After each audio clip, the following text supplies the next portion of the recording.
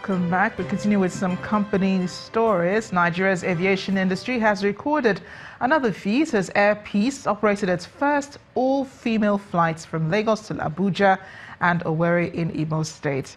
Captain Simisola Ajibola and Senior First Officer Quincy Owen led SEP Instructor Rosemary Uwagbo, Captain Executive Chinema Chimezie, and Cabin Executive Opakirite George on this historic flight. According to the chairman of the airline, Alan Onyema, the flight is to honor Captain Simisola Ajibola, who is the carrier's first female captain, and to promote gender equality in the nation's aviation industry. The International Society of Women Airline Pilots has estimated that just 4,000 of the world's 130,000 pilots, or a mere 3%, are female. Here on the airside of the General Aviation Terminal in Lagos, there is a buzz as two women are paving the way for a new tomorrow. Captain Simisola Ajibola is the first female captain at domestic carrier Air Peace Airline. Together with Senior First Officer Quincy Owen, amidst a team of 7 women, they are taken to the skies in an all-female flight.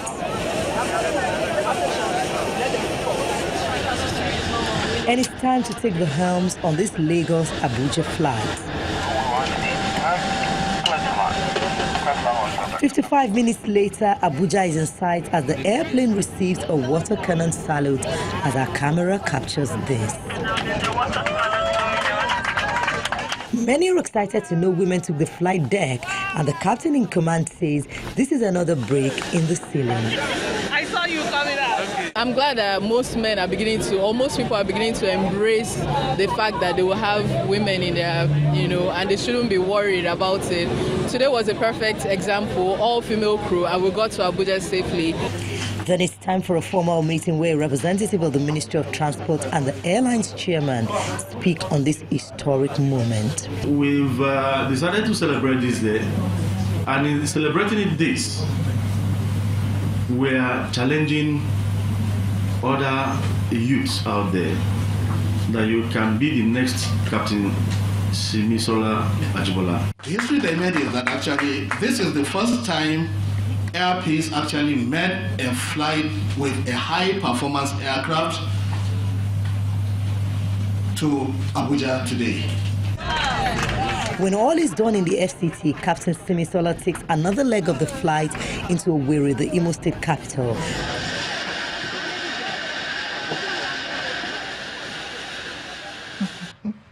Very interesting, and congratulations to the all-women flight crew. At the Lagos Business School, Pan Atlantic University, it has been ranked the 48th business school by The Economist London, the only school in Africa recognized in this category. Program ranking comes after 10 years of accreditation, and for the management of the school, it serves as motivation to increase the number of beneficiaries of its programs through the use of technology. The structure of Lagos Business School Pan Atlantic University has for the past 23 years become one of the major landmarks of our Ajah area of Lagos. Beyond the structure, the school prides itself as a community which is committed to creating and transmitting management and business knowledge. We decided to start, other than the degree programs, as well as open enrollment executive programs, both long and short focus, because some managers might want specific knowledge in a specific discipline, and some managers might want more rounded, holistic general management knowledge. The work of satisfying the business community through its programs, as well as giving attention to the quality of faculty, facilities and personal development, has now earned it a ranking by The Economist London as one of the top 50 business schools in the world. People no longer need to go abroad for high-quality education, especially management education, because sitting from here in Nigeria, LBS is offering a high-quality program that is not just relevant for Nigeria, but Africa and beyond Africa. But the stress is actually what... Members of the alumni of the Executive MBA totally agree that the rank is well-deserved. You ask any of my classmates or any of the alumni today, 10 years later, or even those that have graduated in the last few years, you can see that where you were at the time and where you are today are different.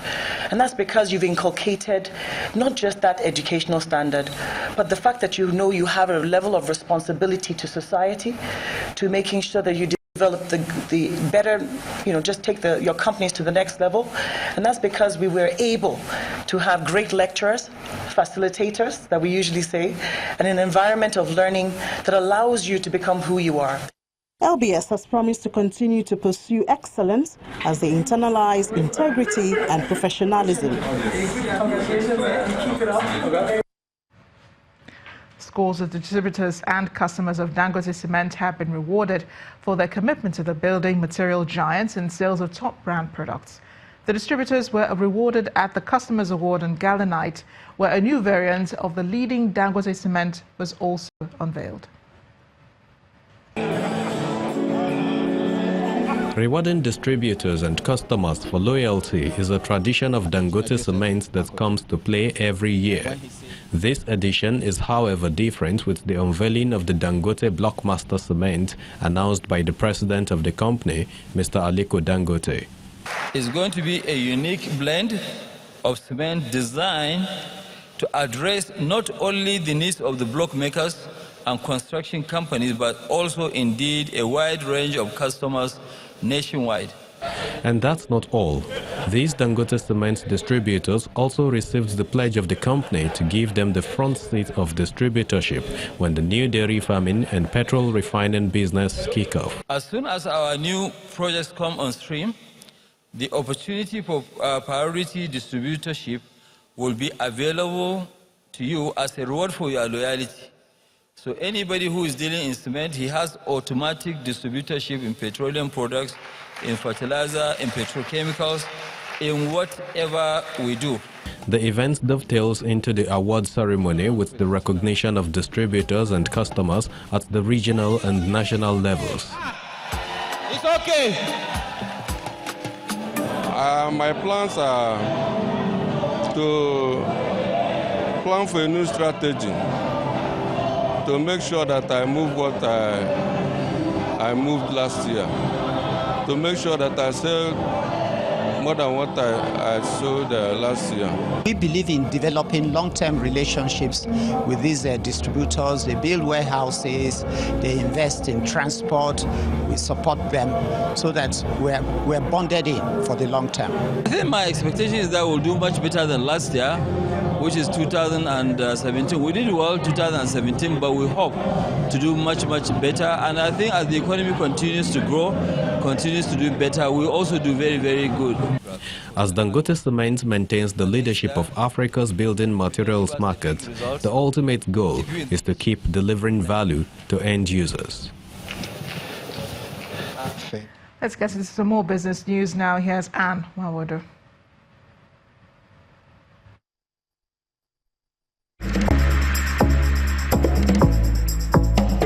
You first. First Bank.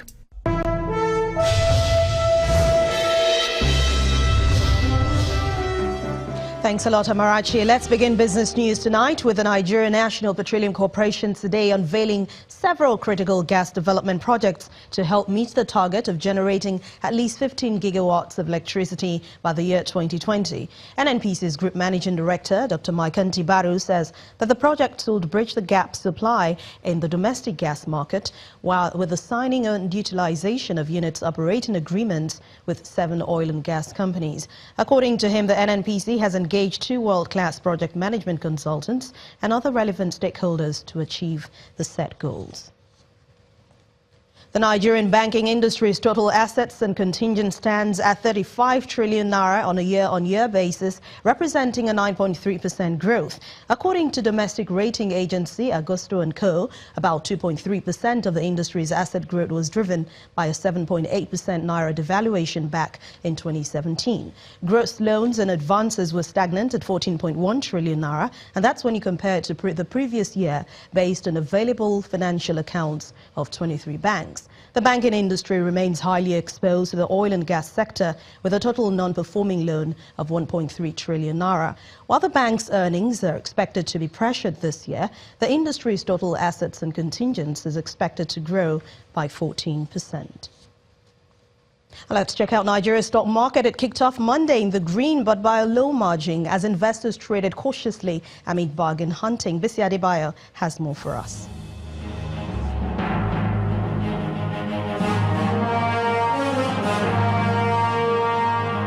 Hello and welcome to the Stock Market Reports.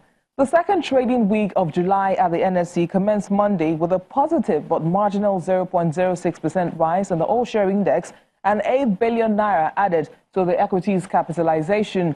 This follows renewed concerns by foreign investors over rising political uncertainty in the country, as reflected in the low total volume turnover of 155.17 million shares traded for just about 2 billion naira. Traders also attribute profit-taking in some key industrial, consumer goods and insurance bellwethers to the lackluster performance, which was mitigated by gains from Dangote Cement and some Tier 2 banks. The share price of Coverton tops a list of 12 gainers. Unity Bank led 24 other losers, while Access Bank held the #1 spot for the most actively traded equities for Monday. And that's it on the Stock Market Report. I am Bisi Adebayo.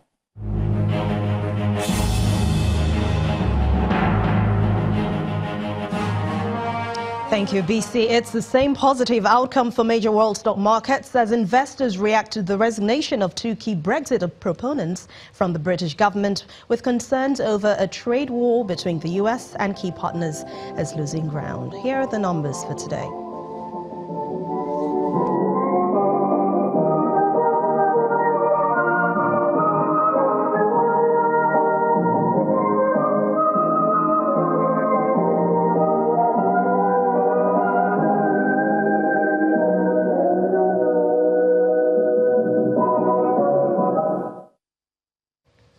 Thanks a lot for watching Business News Tonight. I'm Anne Nwawadu. It's back to you, Marachi.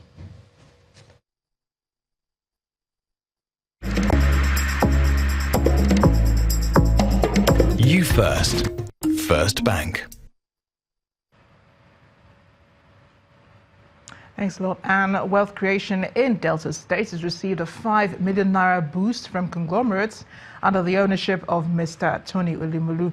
During a visit to the state governor, Ifeanyi Okowa, Mr. Elumelu, in company of some beneficiaries of the Tony Elumelu Foundation, also commended the state's entrepreneurship programs. An excited Governor Okowa then invited other interested parties to contribute towards equipping Nigerian youths with skills that would enable them become self-sufficient. Since its inception in 2015, the Delta State Job Creation Scheme has equipped unemployed youths with vocational skills, mindset and resources to help them become not just self-employed, but employers of labor.